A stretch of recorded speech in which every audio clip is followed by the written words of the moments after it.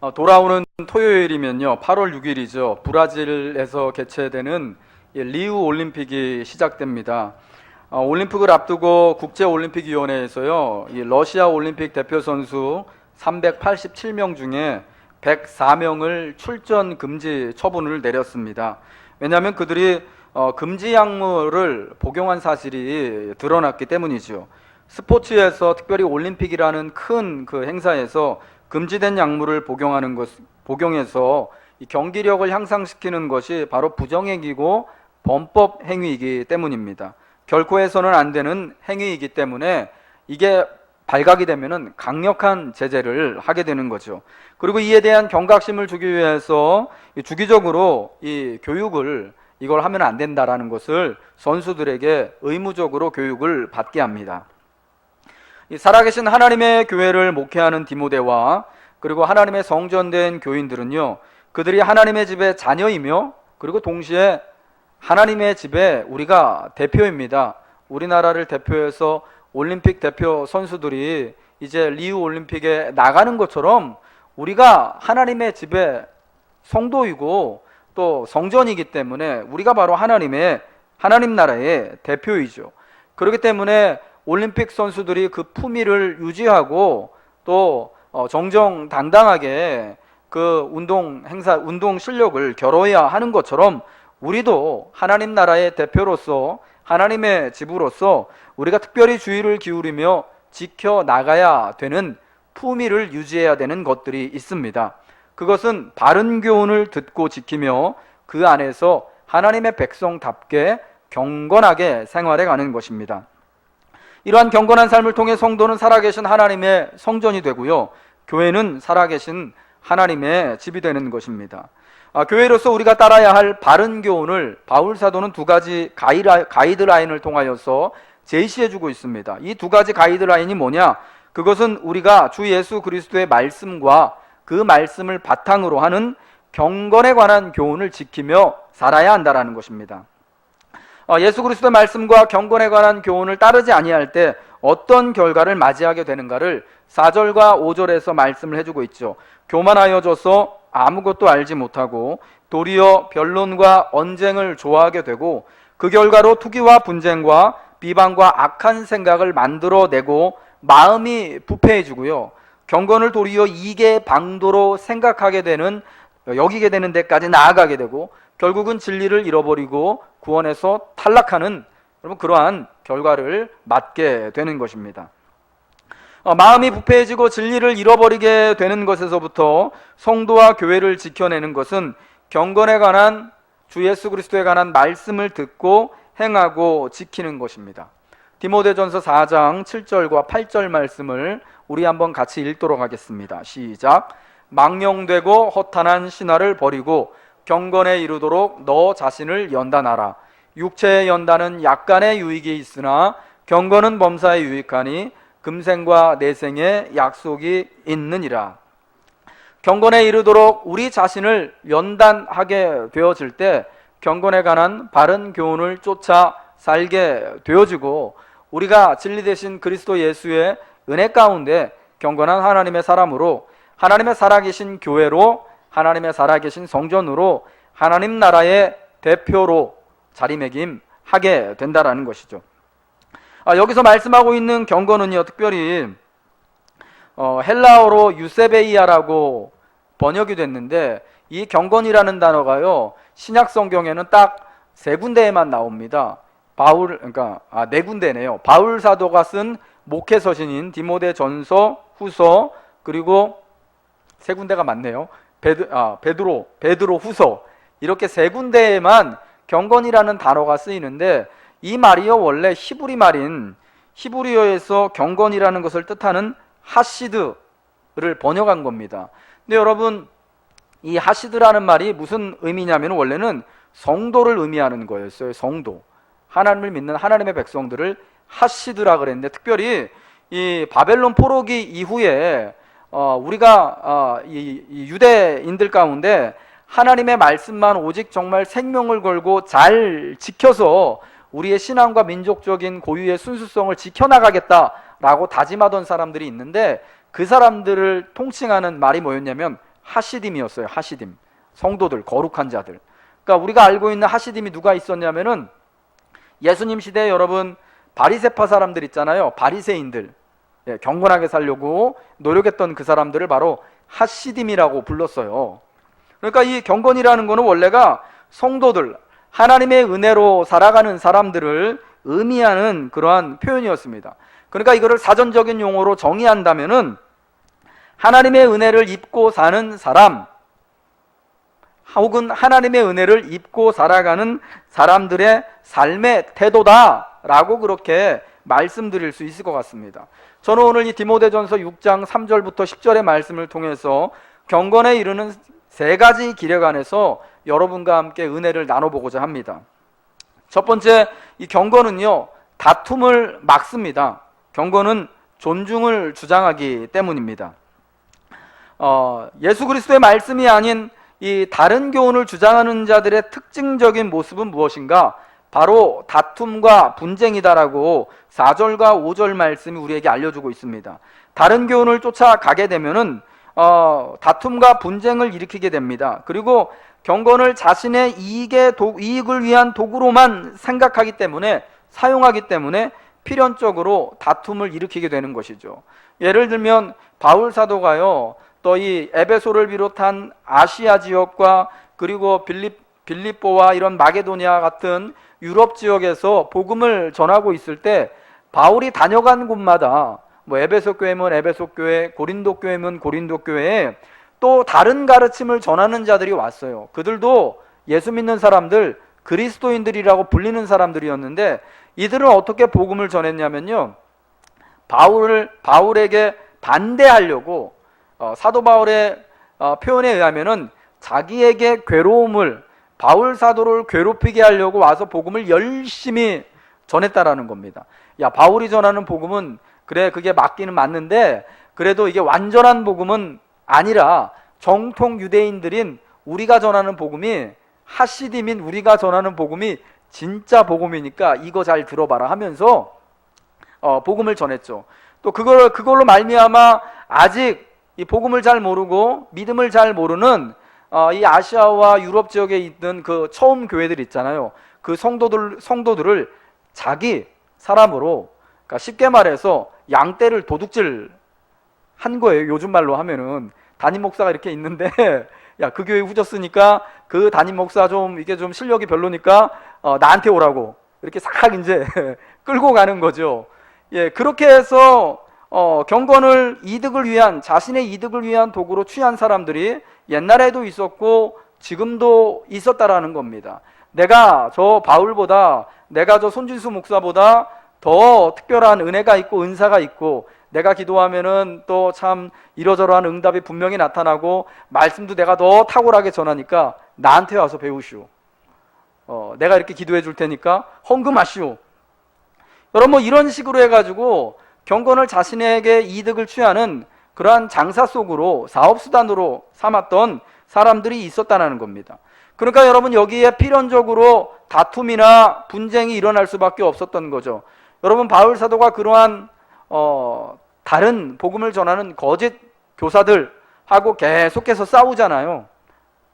왜 그들이 이렇게 틀렸는지를 말하는데, 그 거짓된 가르침을 주는 그 사람들 입장에서도 바울하고 계속 다투고 분쟁하는 겁니다. 저 사람 틀렸으니까, 내가 맞으니까.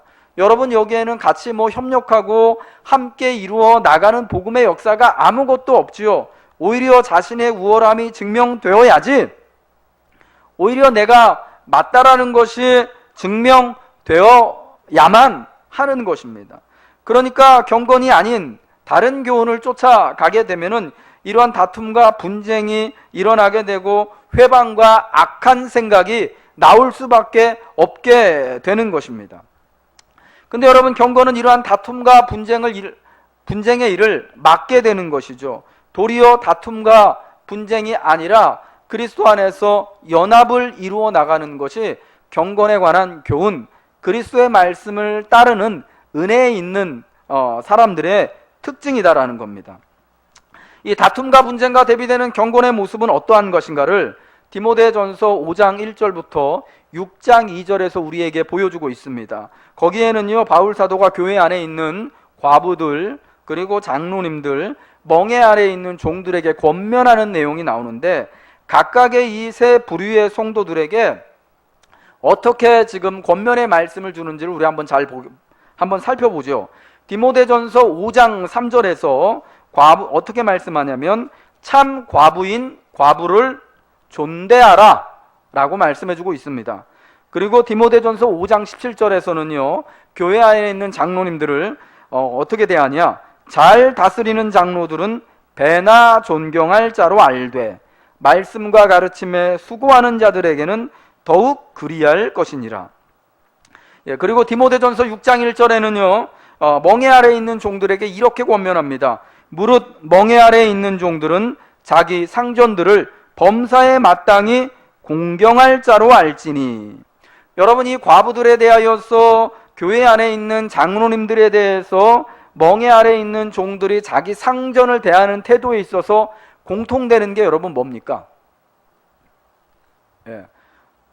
존대해라, 존경해라, 공경해라. 영어로 말하면 respect, 존중하라는 말이에요. 똑같은 의미입니다. 비록 과부일지라도 남편이 없고 그리고 돌보아줄 자식이 없어서 교회의 도움을 받아서 살아가는 사람이라고 할지라도, 그가 살아계신 하나님께만 소망을 품고 밤낮으로 교회와 성도를 위해서 기도하는 사람이라면 존대하라는 거죠. 존중하라는 거죠. 교회를 다스리고 가르치는 장로의 역할을 하는 목회자이고 장로님들이기 때문에 그 역할을 보며 존중하고 대우해 주라는 겁니다.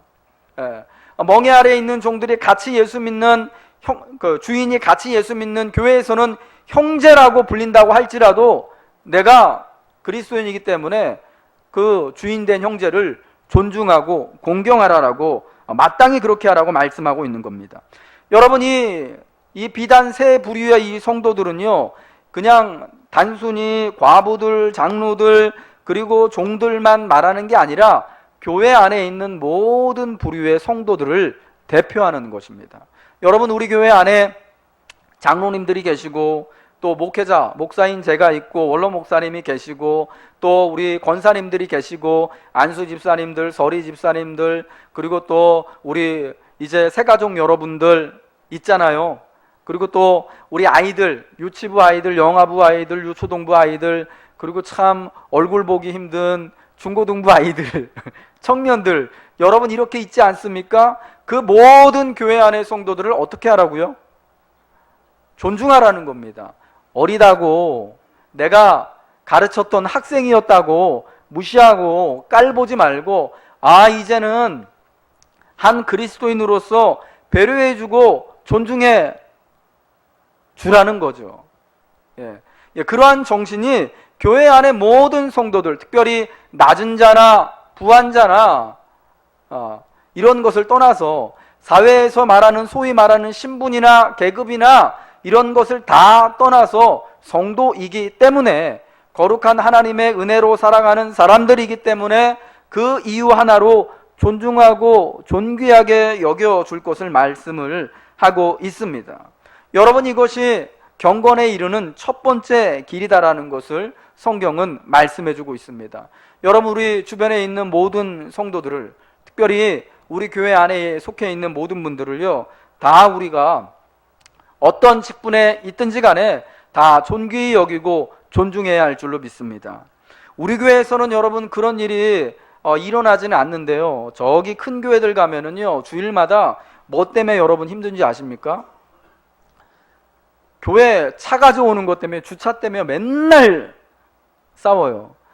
제가 이제 작년에 우리 교회 아직 이제 이렇게 이제 위임 결정이 나기 전에, 부임하기 전에 저기 복정동에 있는 교회를 갔었어요. 선한 목자 교회를 갔었는데,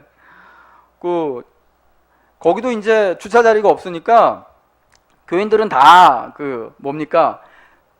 지하철 타고 오고 전철 타고 오라고 이제 다 이렇게 광고를 계속 하시더라고요. 근데 모르고 저희는 이제 자가용을 끌고 이제 차를 끌고 갔습니다. 근데 마침 또 새 가족들은 교회 새로 방문하시는 분들은 주차 자리를 만들어 주더라고요. 아, 이거 좋다. 이거 새가족 교육 끝날 때까지 만들어 준대요. 한 달은요.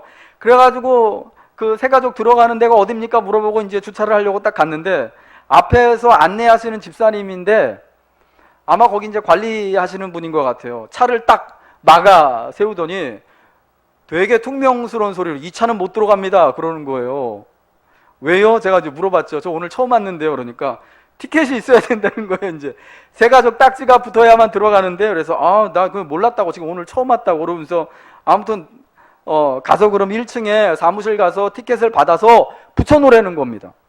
근데 알겠다고 들어갔는데 기분이 별로 썩 좋지가 않아요. 이 차는 못 들어간다고 그러니까, 예배 드리러 왔는데 들어오지 말라고 그러니까 오지 말라는 얘기잖아요. 근데 그게 저한테만 그러는 게 아니라 사실은 많은 성도들이 뭐 그런 이제 큰 교회요. 교회 갈 때마다 아마 그런 걸 아마 느낄 거예요. 여기저기서 주차 문제 때문에 시비 붙어서 싸우고, 같이 봉사하는 사람도 교인이고 또 주차하려고 차 끌고 온, 예배 드리려고 온 사람도 교인인데 서로 시비 붙고 싸우는 거, 조금 유명하다고 하는 교회, 조금 큰 교회 가면은 그런 거 보게 되거든요. 그러니까 여러분 참 복 있는 사람들입니다. 우리 교회는 그런 일이 전혀 없거든요. 혹시라도 여러분 나중에 우리 교회가 좀 교인들이 좀 많아지고 좀 더 성장해가지고 진짜 교회 주차할 자리가 없어지게 되면 여러분 대중교통 많이들 이용해 주시기 바랍니다. 근데 서로 참 그게 안타까운 거죠. 서로를 성도로서 존중히 여기고 귀하게 바라봐주는 저 봉사하는 분들, 이 참 떼약볕에 땀 흘려서 수고하는데 진짜 그 칭찬해주고 감사 표현하지는 못할 망정 그렇게 차 못되게 한다고 맞고 싸우고, 또 심한 말 써가면서 여러분 그러는 게 참 교회로서 참 하면은 안 되는 일이지 않겠습니까? 오늘 우리가 또 우리 교회 안에서 우리가 함께 모여 예배하고 교제하고 봉사할 때 참 덥기 때문에 짜증나고 힘든 일이 많이 있을 거예요. 특별히 교회가 지금과 같이 또 교육부서 사역, 여름 행사하고 사역할 때는요, 봉사하시는 분들 서로 이렇게 봉사하다가 또 힘들 수 있어요. 부딪힐 수 있어요.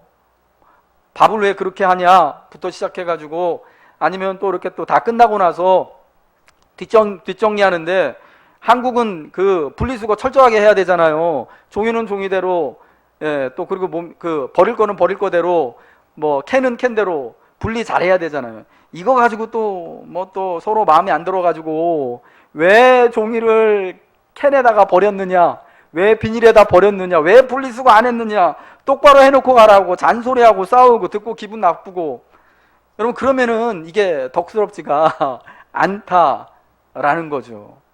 여러분 혹시 누가 저 밑에 분리수거 하는 데 있잖아요. 거기 이 캔 버려야 되는 데다가 종이를 모르고 구겨 넣었어요. 그럼 여러분 가서 뭐라고 하지 마시고요. 조용히 그냥 보시면은 그냥 그거 꺼내서 종이 있는 데다가 그냥 이렇게 탁 두시기 바랍니다. 아멘이시죠?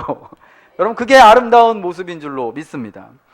두 번째요. 경건에 이르는 두 번째 길은 뭐냐? 바로 자족하는 마음이다라는 겁니다.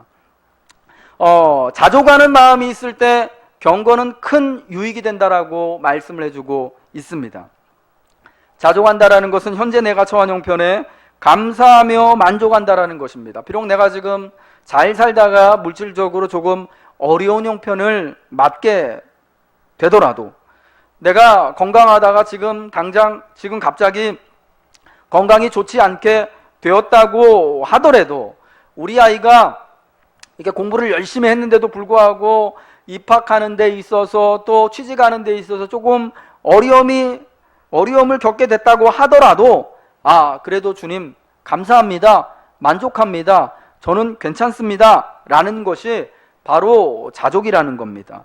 여러분 이러한 모습이 어떻게 일어날 수 있겠습니까? 가난해도 감사하고 건강치 못해도 감사하고, 이렇게 자녀들 때문에 참 골 썩는 일이 있어도 감사할 수 있는 게 여러분 어떻게 가능한 것입니까? 바로 그리스도 안에 있으면 가능하다라고 바울 사도는 우리에게 말씀합니다. 빌립보서 4장 12절과 13절 말씀이죠. 나는 비천에 처할 줄도 알고 풍부에 처할 줄도 알아. 모든 일, 곧 배부름과 배고픔과 풍부와 궁핍에도 처할 줄 아는 일체의 비결을 배웠노라. 내게 능력 주시는 자 안에서 내가 모든 것을 할 수 있느니라.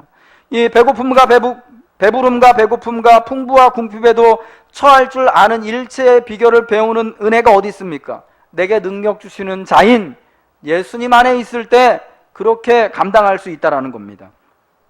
여러분, 사람은 스스로를 만족할 수 없습니다. 내 스스로 만족할 수 없고 충족할 수 없는 게 사람입니다. 사람의 기준에 만족할 만한 삶이 없죠. 지금껏 세계 역사에서 가장 커다란 부를 축적했다고 알려진 록펠러, 19세기, 20세기 초에 가장 큰 부자였죠. 지금 돈으로 환산해도 지금 돈 제일 많은 마이크로소프트사 빌 게이츠 회장이 가진 것보다 이분 돈이 조금 더 많다고 합니다. 그 빌 게이츠가요, 달러로 2조 1,000억 달러가 자산이래요. 순자산이. 예, 원화도 아니고. 근데 그것보다 돈이 더 많이 가진 사람이 록펠러라는 사람이었는데, 어느 날 기자가 이분에게 이렇게 질문했습니다. 당신의 삶을 평안히 살기 위해서 얼마나 많은 돈이 필요하겠습니까? 라고 하니까 이분이 뭐라고 대답했냐면, 내가 지금 가진 것보다 조금 더 많이 있으면 됩니다. 라고 대답했습니다. 예, 기자가 어이가 없었죠. 왜 그럴까요? 지금보다 항상 조금 더 많이 가져야 된다는 것은 이게 불가능한 겁니다. 만족할 수 없다라는 그런 이야기하고 똑같은 겁니다. 언제나 내가 지금 가진 것보다 조금 더 가지게 되는 날은 사실 결코 오지 않는 겁니다. 우리가 어제보다는 오늘 조금 더 나은 삶을 살 수 있습니다. 조금 더 경험이 쌓이고 연륜이 쌓이기 때문에 조금 더 지혜로워질 수 있고요. 예전보다 조금 더 건강해질 수 있습니다. 예전보다 조금 더 벌고 물질적으로 조금 더 풍성할 수 있습니다. 왜냐하면 이제 뭐 연차가 쌓여서 승진도 하게 되어지기도 하고, 사업하면서 경험과 연륜이 쌓이니까 이전보다 더 매끄럽게 일을 처리하기도 해서요, 더 벌 수 있습니다. 근데 여러분, 오늘보다 내일이 내가 더 많이 벌어질 수 있을까요? 언제나 오늘은 내일보다요, 우리가 생각하는 그 내일보다 언제나 오늘은 모자란 거예요. 그러니까 내가 평안을 얻기 위해서 지금 가진 것보다 조금 더 많이 벌겠습니다 라는 거는 나는 만족을 모릅니다. 만족할 수 없습니다 라는 그런 말이라는 거죠. 이 소유에 내가 뭔가를 가지겠다, 내가 뭔가 정말 돈을 더 가지겠다, 내가 건강을 조금 더 가지겠다, 내가 명예를 조금 더 가지겠다, 내가 사랑을 조금 더 가지겠다 라는 것에 가치를 두는 사람은 결코 만족할 수 없고요, 자족할 수 없는 상태가 되는 것입니다. 왜 우리가 스스로 만족할 수 없고 충족할 수 없습니까? 첫사람인 아담이요, 하나님께 범죄할 때요, 그게 그렇게 결정된 겁니다. 사람은 영적인 존재이기 때문에 오직 하나님과 함께 할 때만 만족을 누리고 평강을 누릴 수 있는 거거든요. 근데 죄를 져서 하나님과 떨어져 나갔잖아요. 이제 그 이후로는 여러분, 아담이 열심히 이전에도 농사를 졌었어요. 근데 하나님께로부터 죄를 짓고 떨어져 나간 다음에 열심히 농사를 짓고 땅을 갈고 땀을 흘리면서 이 추수를 하지만 그게 온전하게 만족스럽지 않게 되었다라는 것입니다. 여러분, 이게 아담적인 운명, 저와 여러분이 처한, 세상이 처한 그러한 운명이라는 것입니다. 아무리 많은 일을 하고 많은 것을 성취하더라도 사람은 목이 마를 수밖에 없는 것입니다. 여러분, 알렉산더 대왕의 삶이 그러한 것을 분명히 보여주잖아요. 그가 여러분 33살에 죽었거든요. 예수님처럼. 근데 여러분 30살 정도가 30이 되기 전에 그가 그리스에 있는 마게도냐라는 나라의 왕이 됐습니다. 그리고 그리스를 다 통일하고요. 나중에 배 타고 넘어와 가지고 어딥니까? 지금 중동 페르시아까지 다 정복을 합니다. 예, 그래 가지고 페르시아 제국이 폭삭 망하는 거 아니겠습니까? 페르시아 제국까지 다 정복하고 나서 그때 그 당시로는 세상을 다 완전히 정복했어요. 다 자기의 발 아래 둬서 헬라화를 이루었습니다. 모든 사람들이 헬라의 말을 배우고 헬라의 문화를 배우고, 유대인들도 뭐 그런 시대를 이 사람은 꿈꿨습니다. 그런데 그 모든 것을 30살 초반에 33살이 되기도 전에 다 이루었는데 그걸로 만족할 수 없었어요. 그래서 이 사람이 어디까지 갔냐? 인도까지 쳐들어갔습니다. 페르시아를 지나가지고. 그러다 여러분 인도에서 죽었잖아요. 33살에. 예. 계속 싸우다가. 아니 지금껏까지 이루어놓은 것만 해도 엄청난 일이었습니다. 예. 이 세상에 그 누구도 알렉산더가 한 만큼의 그러한 놀라운 그 나라와 영토를 이룬 사람, 그 세상의 문화와 언어를 하나로 만든 사람 없었어요. 지금도 그런 사람 없을 겁니다.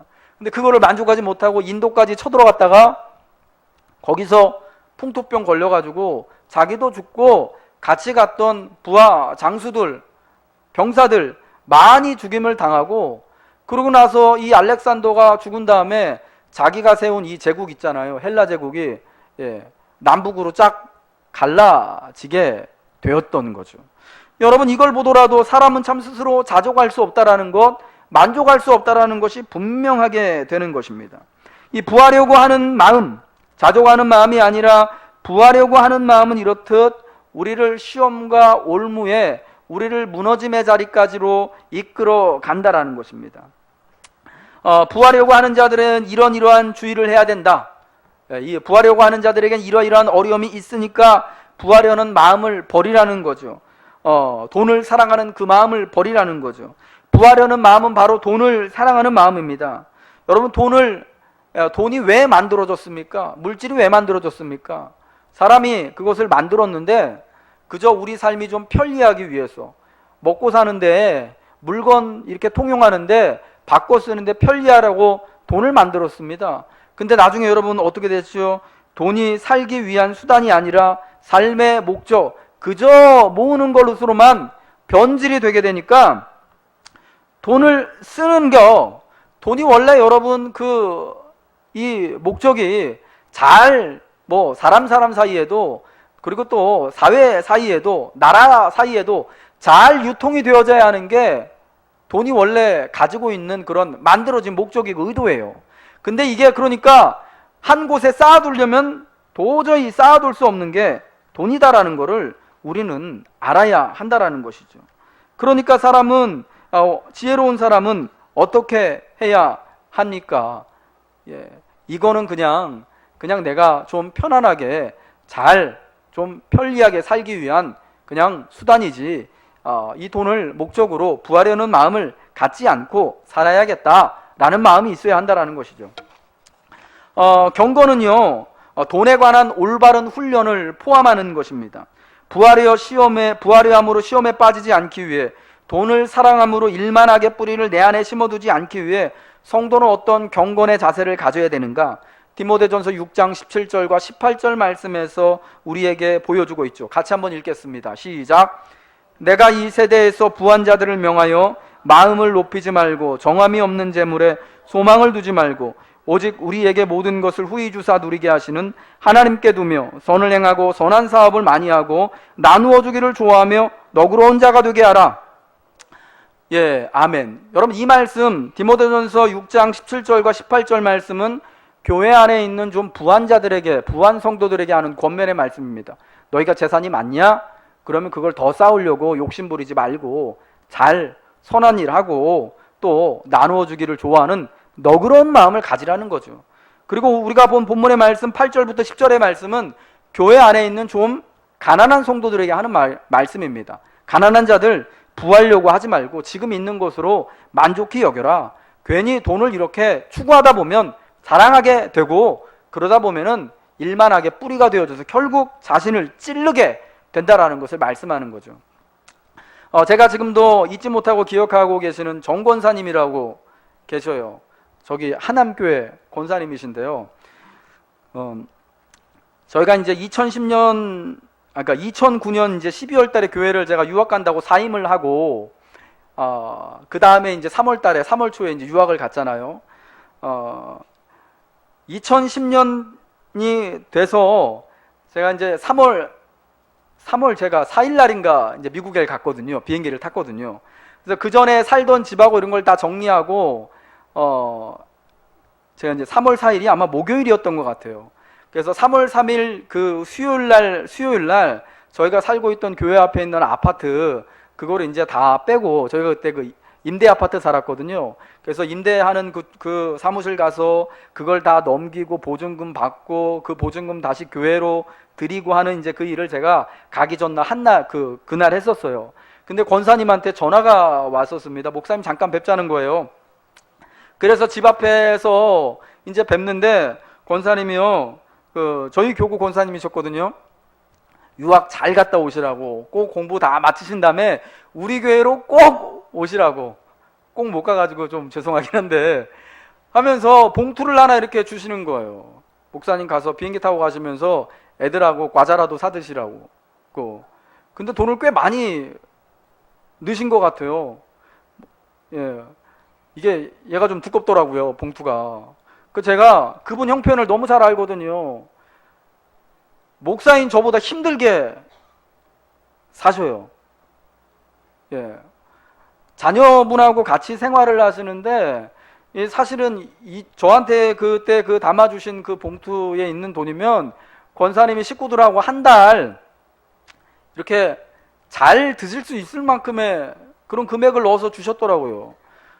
그분 그러면 안 되는 분이거든요. 내가 그거 받으면은 이거 미안해가지고 이거 어떻게 그거를 쓸 수 있습니까? 아니 권사님 괜찮다고, 저는 이렇게 안 해주셔도 된다고, 그냥 마음만 받겠다고. 아니라고, 이거 꼭 가져가시라고 하면서 저한테요 이렇게 막 던져 주시듯이 주고 권사님이 그냥 휙 가졌어요. 그거 주시려고 그분 집이 하남 구시가지인데요, 거기서 일부러 교회가 있는 저희 집이 있는 데까지 오신 거예요, 그날.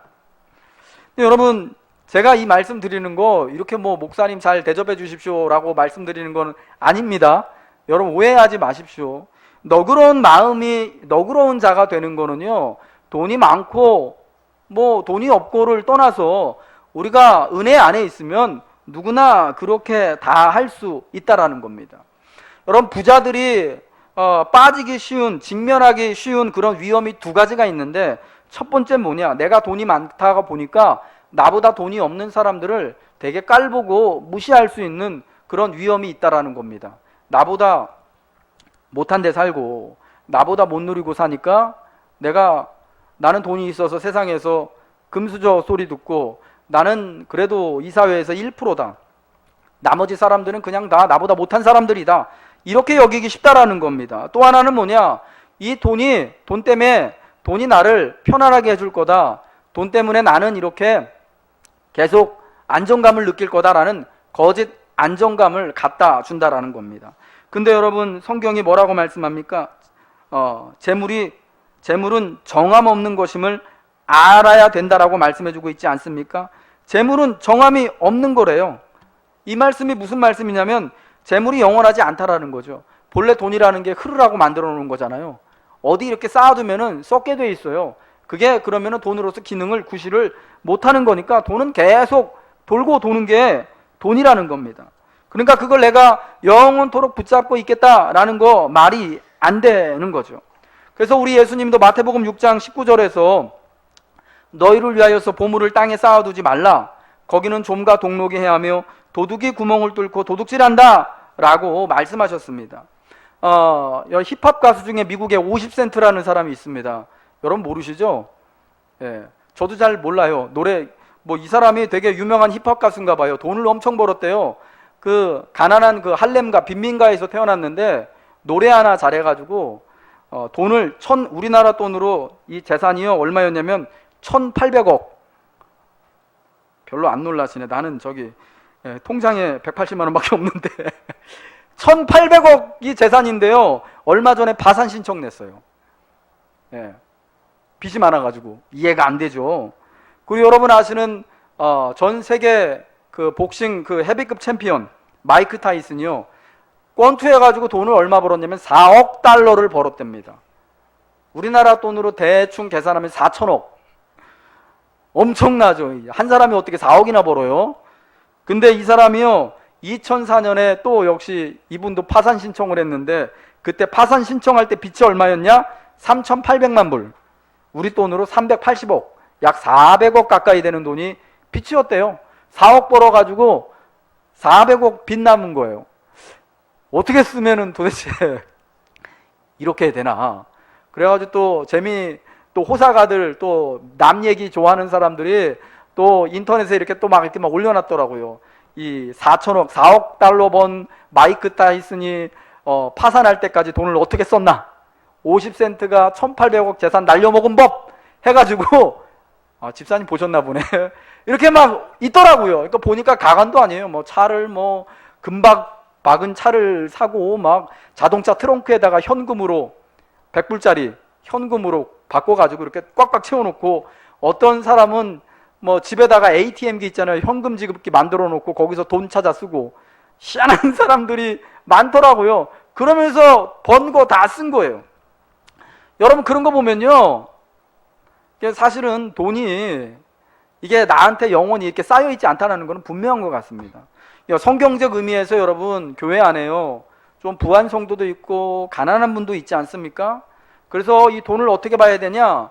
은사로 봐야 돼요. 하나님이 주신 은사와 같이, 저분에게는 물질이라는 것을 은사로 주셨구나. 여러분, 은사를 하나님이 왜 주십니까? 그거 가지고 나 잘 먹고 잘 살라고요? 예, 교회를 잘 섬기고 하나님의 뜻을 따라서 이거를 잘 활용하라고, 은혜로 살라고 하나님이 은사 주시는 거잖아요. 그러니까 내가 물질을 은사로 받았다면은 그것을요, 특별히 이웃을 위해서, 교회를 위하여서, 성도를 위하여서 너그러운 마음으로 하나님이 주신 마음을 가지고 후히 누리게 하시는 하나님께 소망을 품고 이렇게 너그럽게 잘 베풀어야 한다는 겁니다. 나누어야 한다는 것입니다. 여러분, 그럴 때 돈이라는 것이 원래 돌고 돌라고 만들어 놓은 거잖아요. 그럴 때 그 돈이요, 다시 돌고 돌아서 자기에게 다시 이렇게 들어오는 겁니다. 하나님이 우리에게 모든 것을 후히 주사 누리게 하시는 분이다라는 것을 깨닫고, 우리가요, 돈의 유혹에 빠지지 않기 위해서 가난하건 부하건 하나님께만 소망을 두어야 한다는 것입니다. 그리고 어쨌거나 내가 가난하건 부하건 간에 선을 행하고 선한 사업을 많이 하여서 나누어주기를 좋아하는 그런 너그러운 사람이 되어야 한다는 것입니다. 저는 우리 교회가, 여러분들이, 우리 성도님들이 그런 나누어주기를 좋아하는 너그러운 성도들 되기를, 너그러운 교회가 되기를 주님의 이름으로 특별히 부탁드립니다. 여러분, 그래서 우리가 카자흐스탄 교회 돕는 것도요, 그런 마음으로 하는 거예요. 예, 우리끼리 이렇게 벌고 우리 안에서 이렇게 또 잘 쓰고 잘 지내고 잘 소비하고 하는 것도 좋지요. 근데 여러분, 그러라고 하나님이 우리에게 물질을 주시는 게 아니거든요. 하나님이 후히 주실 때는 그 후히 주시는 것을 가지고 너도 후히 베풀고 같이 나누고 서로 좀 넉넉하게 기뻐하며 살아가라고 이렇게 주신 것입니다. 여러분, 우리가 오늘 경건에 이르는 길 3가지를 살펴봤습니다. 경건은 단순히 옛날 구약시대처럼요, 그냥 예배 잘 지키고 예배의식, 예배 드릴 때 이렇게 하고 옷 이렇게 깨끗하게 입고 예물은 이렇게 드리고 함으로 뭐 그렇게 경건을 지켜나가는 것이 아닙니다. 더러운 건, 불결한 것을 피해서 경건을 지키는 게 아니라, 오늘 우리가 살펴본 것처럼 다툼이 아니라 존중을 택하고 하나님이 지으신 모든 것을 선하게 여기는 마음으로 자족하고 감사하고 후히 주시는 하나님을 따라 너그러운 마음으로 베풀고 선을 행하고 선한 일을 많이 하는 것. 그러면서도 내가 잘난 것이 있어서 내가 뭔가 특별한 것이 있어서 이런 것을 하는 게 아니라 도리어 나는 아무것도 아닌 존재임을 깨닫고 고백하면서 하나님만이 오직 만유의 만유이시며 하나님만이 오직 이 모든 것의 주인이심을 고백하는 마음으로, 또 여러분, 모든 것이 은혜다라는 마음으로 살아가는 것이 경건의 모습, 경건에 이르는 길인 줄로 믿습니다. 우리 주님이 제시하신 경건의 길을 우리가 함께 걸어갔으면 좋겠습니다. 그 길을 걸으며 여러분, 우리가 서로 존중합시다. 또 자족하고 감사합시다. 너그러운 마음으로 선한 일에 힘쓰며 너그러운 마음으로 함께 나누는 저와 여러분 되시길 주님의 이름으로 부탁드립니다.